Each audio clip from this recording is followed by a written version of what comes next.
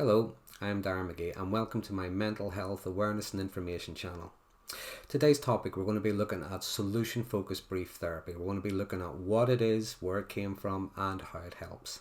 Now, solution focused brief therapy is often favoured by things like employee assistance programs because it's time bound, 2, 4, 6, whatever sessions, it's time bound and the progress made is measurable. Now, the solution-focused approach was developed by a team of researchers and therapists led by Shazer and Berg. It has its influences like any other therapeutic approach. It has its influences from people like Erickson, who believe that change is constant. Change happens all the time, and that clients have resources. And also from the belief that regardless of problematic behaviours and situations and so on, there are always exceptions.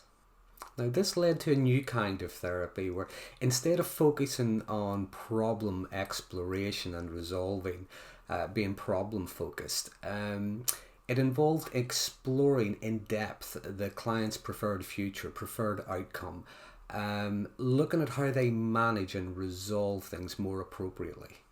So it became a strengths-based approach, a process of empowerment. A process of empowerment where clients have resources and strength to resolve their difficulties, and solution-focused therapy helps them to reconnect and develop and build on those resources. Again, a shift from an approach that instead of focusing on difficulties and so on, it's an approach that focuses on how clients change, how they manage change.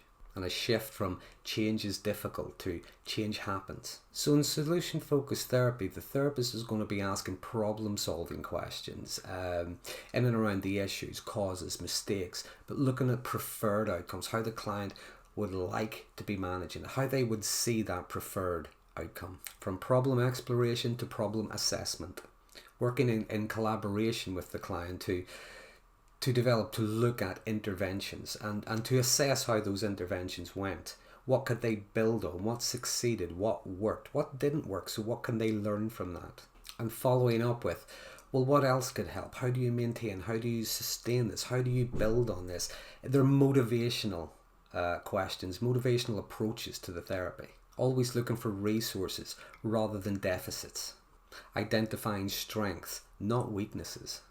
The clients are encouraged to increase the frequency of those useful behaviours, those useful problem-solving skills. And as they do that, building on their awareness, allowing themselves to see the knock-on effect in other areas of their lives.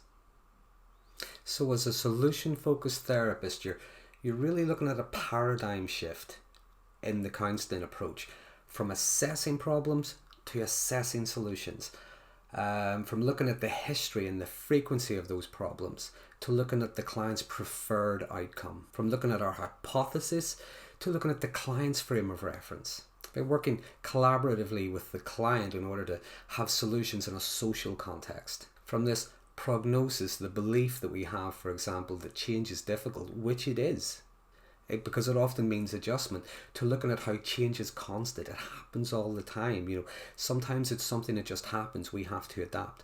Other times it is something we have to initiate, we have to maintain it, we have to sustain it.